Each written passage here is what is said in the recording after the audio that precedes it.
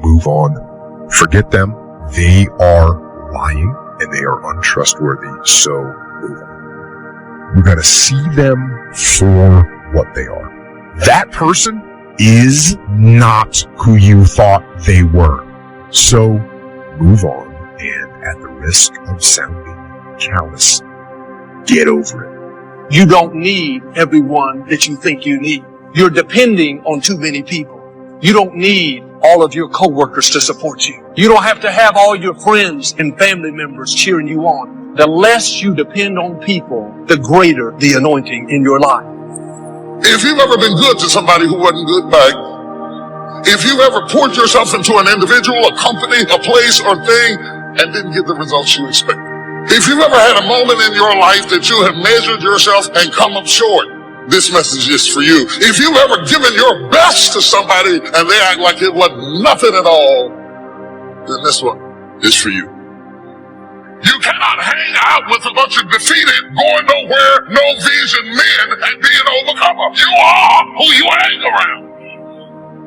I want you to listen at them and think about you, because it is possible to develop a mentality to fit your environment that simply makes the best of a bad situation. I'm not happy. I'm not getting the most out of my life, so I'm going to bring my expectation down to my reality and enjoy the fact that at least they didn't carry me off to the morgue today. I'm still here. No one is such a real enemy as a false friend. The worst thing you can do when somebody hurts you, listen, the worst thing you can do is to harbor your hurt, because harbored hurt becomes burden bitterness. Not most of the time, not a lot of the time, every single time. If somebody hurts you and you hold it in and you brood over it, harbored hurt becomes burden bitterness. When someone breaks our trust, we question ourselves too. Like, we think my judgment's bad because I totally put my faith in this person and look what they did to me. So you got to build that trust up back again with yourself. How do you do that? Read, learn, work out, be alone. It's okay to be alone. It's okay. It's no big deal. Enjoy it. Do something productive and build that trust up in yourself. You know, look back at a situation, learn from it. You have been disappointed over and over and over again. And every time you try, you come up short. And some of us have tried, got blocked. Tried, got blocked. Tried, got blocked. And I tried so hard and I still got looked over.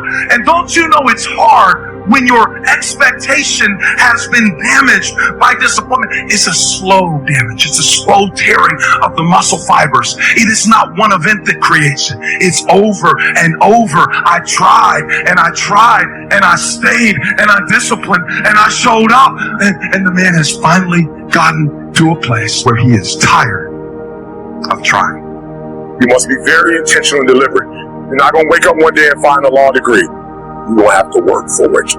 And your problem is, you wake up on Monday and you might be strong, but by Wednesday, you're not intentional and deliberate. You are hoping that the best is going to happen to you, and the best never happens to you. If you look in the mirror tomorrow and say that, you will change. Because nobody likes thinking of themselves as a failure. I don't want you to keep doing dumb stuff and say, my life is miserable. No, your life is not miserable. Your ability to make adjustments, to make corrections is messed up. And you're too slow. You're too casual. You think too much. You need to get in a hurry. The separator is going to be who takes massive action quickly. They print money. They don't print time. They don't print opportunities. You can lose money and get it back. You can't get time back. You can't get experiences back. Average people focus on money. The greats focus on time, because I can't get my time back. If for 10 years, if you didn't avoid doing what you knew you needed to do, what would you be like? What would happen if you just stopped wasting the opportunities that are in front of you? You'd be 10 times more efficient. You have no idea how efficient people get. If you want to make your dream become reality, the people that are running at their dreams know that it's possible that you can live your dream. That it's necessary, that you're relentless, that you have a plan of action, that you are creative. The people that are living their dream are finding winners to attach themselves to. The people that are living their dreams are the people that know that if it's going to happen, it's up to them. And they're resolving within themselves, it's not over until I win. The people that are running after their dream know they're going to have hard times. They keep on running because they're saying within themselves, I'm the one. I'm the one. No matter how bad it is or how bad it gets, I'm going to make it. The people that are running after their dreams are the people that are hungry. The key is time is precious. Life is not just the passing of time. Life is a collection of experiences, their frequency and their intensity. Life is not just watching the clock tick away. Life is a collection of experiences, their intensity, their frequency. When should you start the day? As soon as you have it finished. Plan the day the best you can, leaving plenty of room for improvising and surprises and all the stuff that happens during the course of the day. But if you've planned a good, productive day, now you start that day, you can't believe how much more valuable your time will be. Don't start the day until you have it finished. Now here's the next one. Don't start the week until you've had it finished. Now to lay out a week is a pretty good challenge. And then here's the big one. This is really challenging. Don't start the year until you have it finished. To the best of your ability. It can't be finished like minute by minute. But in terms of the sweep of what you want to accomplish, make sure that that's set and ready to go by the time January 1st rolls around. And it might get all upset. It might get torn up and you do anew. And you make so much progress the first 90 days that now you've multiplied it all by 2, by 3. Because that happened to me. I thought, wow, here's how. This is going to be a great year. By the time I finished the 3rd month, I'm rolling. I'm soaring. So many things are happening. I revised my whole year's plan. Next key. To time management. And that's work longer and harder. But see, there's a limit to that. I almost lost my health the first year. I went so crazy about personal development and achievement. I just went bonk. You know, I told you I was skinny, but at the end of that first year, I was a walking shadow. And then it suddenly occurred to me, what if I got rich and too ill to spend it? I mean, that was a shocker. So I started, developing a little more reasonable. Because I said if 12 hours won't do it, I'll work 14. If that won't do it, I'll work 18. I mean, how many hours it takes. And sure enough, it cost me too much. So see, working longer and harder for some might be appropriate. Here's the key. Not to work harder, but smarter. We give up so quickly.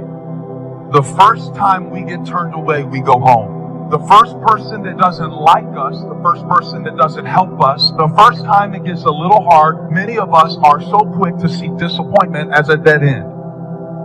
If you can't get in, go up. If you can't get through on this level, go up to a higher level. Sometimes the reason God allows you to be restricted is because you're at the wrong level. And sometimes He'll put a disappointment in your life, so you have to climb over it.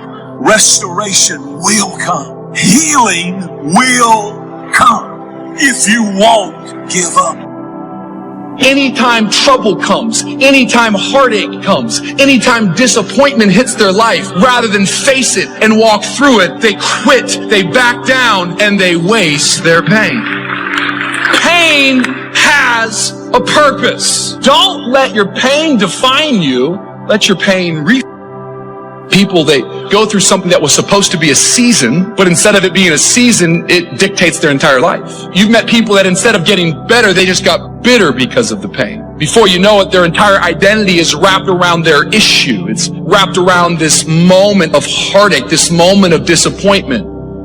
You've met people that have been betrayed by a friend, and instead of forgiving, instead of rising back up, instead of being the friend that they're looking for, they isolate and they back down. You meet people that their dreams never came to pass, and because the dreams never came to pass, they just now become a critic of anybody else who goes for their dream. Stay on your path, stay positive, stay encouraged, keep praying. I want you to start praying specific prayers. And that way you're going to start witnessing God bless you specifically. Don't feel like you're being greedy or over the top. It's beautiful to recognize when you're blessed, but it's okay to start asking for blessings.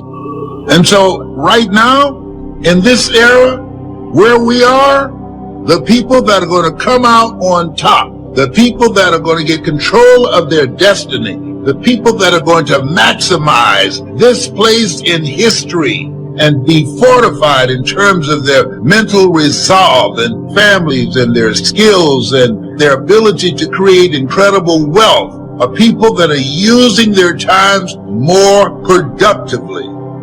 The people who take the time to learn something new every day. If you're not willing to learn, nobody can help you. If you're willing to learn, no one can stop you. 80% of the things we do are busy things that we do in an area that is not effective. The average person only spends 20% of their time doing the thing that they are really gifted at, created at, excited to do. And the rest of it is all the dumb stuff that we all have to do in order to survive. Wonder what would happen if we would go from doing 80% of things that are busy but not effective and 20% of the things that are really effective if we would switch those numbers around and only give 20% of our time to the things that we have to do and 80% of our time to the thing that we were created to do. If you'll be faithful, if you'll be disciplined when the amounts are small, we'll make you a ruler, give you a position of authority when the amounts are many.